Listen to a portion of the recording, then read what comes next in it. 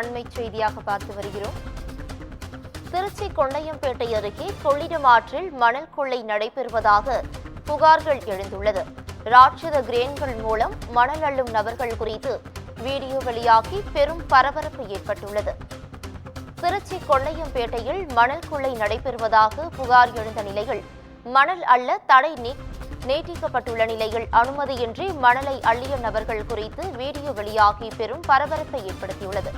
இது குறித்தான கூடுதல் விவரங்களை வழங்குவதற்காக எமது செய்தியாளர் கோவிந்தராஜ் இணைப்பில் இணைகிறார். கோவிந்தராஜ், வணக்கம். இது பற்றி போலீசார் ஏதேனும் நடவடிக்கை மேற்கொண்டுள்ளனரா? இது பற்றி முழு விவரங்கள் என்ன?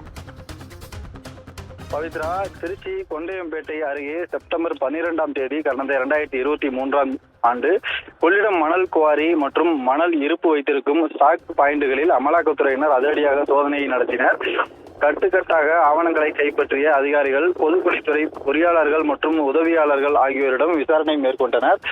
அதனைத் தொடர்ந்து மேல் விசாரணைக்கு சென்னையில் உள்ள அமலாக்கத்துறை அலுவலகத்திற்கு நேரில் வர வேண்டும் என நிபந்தனையுடன் அவர்கள் விடுவிக்கப்பட்டனர். இந்நிலையில் அங்கு மணல் அள்ளுவதற்கு தொடர்ந்து தடை நீட்டிக்கப்பட்டு வருகிறது.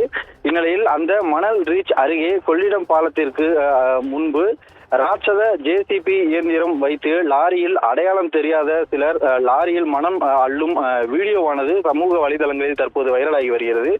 அங்கு மணல் அள்ளுவதற்கு யார் அனுமதி கொடுத்தது? அரசு பணிகளுக்கான மணல் அள்ளப்பட்டு உள்ளனரா? மேலும் அப்படி மணல் அள்ள அனுமதி பெற்று இருந்தாலும் பாலத்திற்கு அருகே மணல் அள்ளுவதற்கு என்ன அவசியம் இருக்கிறது? பாலத்தின் பராமரிப்பு பணிகளுக்காக வலு இழுக்கக்கூடாது என்பதற்காகவும் கொள்ளிடம் புதிய நேப்பியர் பாலம் அருகே தடுப்புச் சுவர் ஒன்று கட்டப்பட்டிருக்கிறது. அப்படி இருக்கும் வகையில் இந்த கொள்ளிடம் பாலத்திற்கு அருகே ஆபத்தை ஏற்படுத்தும் வகையில் மணல் அள்ளுவதற்கு யார் அனுமதி கொடுத்தது? உரிய அனுமதி பெற்றுதான் இங்கு மணல் அள்ளப்படுகிறதா என்பது குறித்து காவல்துறையினர் விசாரணைக்கு பின்னரே தெரிய வரும். தொடர்ந்து இந்த வீடியோவானது சமூக வலைதளங்களில் வெளியாகி தற்போது பரபரப்பை ஏற்படுத்தி இருக்கிறது. பவித்ரா, கூடுதல் விவரங்களுக்கு நன்றி கோவிந்தராஜ்.